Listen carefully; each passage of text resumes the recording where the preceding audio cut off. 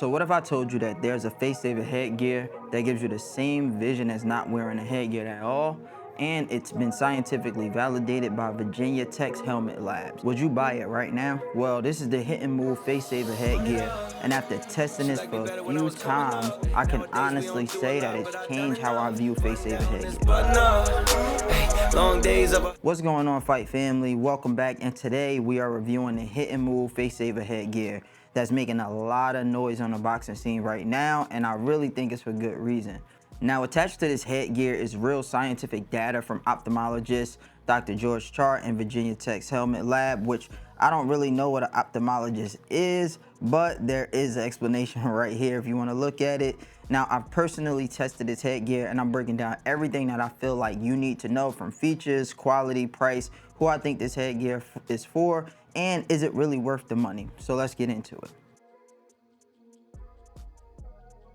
So using a face saver headgear honestly has never been on my equipment list, mainly because they have been big, they get bulky, sometimes block your vision, and traditional headgears with cheek protectors have always been my go-to, but I've always wanted to try one because, let's be honest, who doesn't want more protection when sparring, especially when you got a 9 to 5 and you're trying to minimize the chance of potentially getting marks on your face or having a broken nose. But what it seems like Hit and Move has done has changed the landscape of face saver headgears as we know it, and it had me interested when I first seen this was coming out. Now, this headgear is very similar to the Hit and Move Air Armor Precision headgear, but it's just in a face saver design. And if you have not checked out my review on that, definitely try and click up here, I think, and you can see that. The face saver headgear has the same Air Armor micro padding technology that's on that headgear, which cuts down on a lot of the added bulk that we usually see in face saver headgears due to the extra padding. But to me, I really want to talk about the standout feature, and that's where I spend most of my time talking about the design of it and something that they're calling triangular zone protection, which, if you look in this diagram, there are 3 triangles that are created at the left, the right, and the center of this headgear, and those triangles are meant as a way to cut out so that you have more vision, but also to prevent the glove from getting through. But the question is does that technology actually work? And I can tell you, for the most part, it really does work, but there have been a few times where a punch, or at least a small portion of a punch, has slipped through the headgear. For instance, these are 16-ounce Hit and Move Sparring gloves, which I will have a review coming out about these next week, because these are my favorite gloves by far that I have used in a long time, and they are some of the smallest and most compact 16-ounce gloves that I have seen and I think are out there on the market right now. So if you look, depending on the angle of the punch or the angle my head is positioned, some of this glove does get through, but I could tell you that I barely had any damage or really felt any damage, and throughout the sparring, the bar from the headgear never actually hit my nose. So if you are worried about potentially breaking your nose, or if the bar is going to jam back into your face, it's not going to happen. It didn't happen to me at all. Now, the separator between this headgear, I think, and any other face saver headgear is the vision that you have with it. Your overall ability to see while wearing this headgear, I think, is unmatched in any other face saver headgear, and probably any other headgear besides an open face headgear for that matter. Now, according to Hit and Move's research, humans have naturally about 105 degrees of peripheral vision. Traditional headgears usually cut that down to about 55 to 72 degrees, which is a good amount of your vision that's being cut out.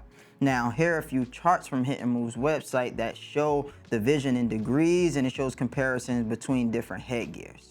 You got your face saver vision clarity at 95%, traditional headgear is 55 to 66%, vertical vision for the face saver is 90% versus 55 to 63%, and horizontal vision with the face saver headgear is 92% versus 56 to 64% on all competitors. Now, for me, I'm a numbers guy, so I like to see data, and I appreciate when a company goes that extra mile just to make great products, but these numbers may mean nothing to you at all. And if you're using a headgear, I don't think you're really thinking about the numbers. It's more about the practical use of it, and does it actually work? But I can tell you that from experience of using this headgear, this is definitely some of the best vision I've had in a sparring headgear. And I honestly feel like the vision in this is better than the vision in my Air Armor Precision headgear.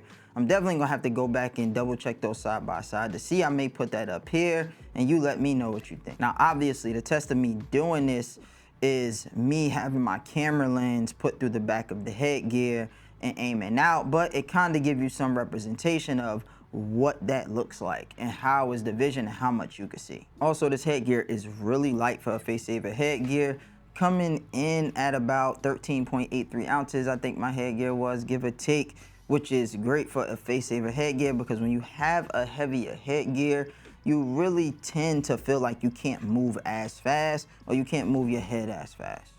Honestly, the lighter the headgear feels, the faster I feel like I can move. So who is this headgear for? Honestly, I think everyone can benefit from this headgear, but it will be extremely beneficial for someone that is sparring often and is worried about breaking their nose or doing damage to their face. In my experience, more technical fighters tend to stay away from headgears like this, and it's mainly because they feel like they can't see. I know that's why I did, but I think this headgear is really a game changer, and I'm looking to see if we see more technical fighters or slick fighters starting to use this headgear in the future. But for someone that is not used to wearing a face saver or what I call like a bar headgear, there will be an adjustment period to get used to it because it does feel different than your traditional headgear with cheek protectors. Now, this headgear also may not be good for anyone that just don't like the look of a face saver or a bar headgear. Look, I know people, and even myself for a very long time, just didn't like the feel of the bar headgear and really didn't like the look.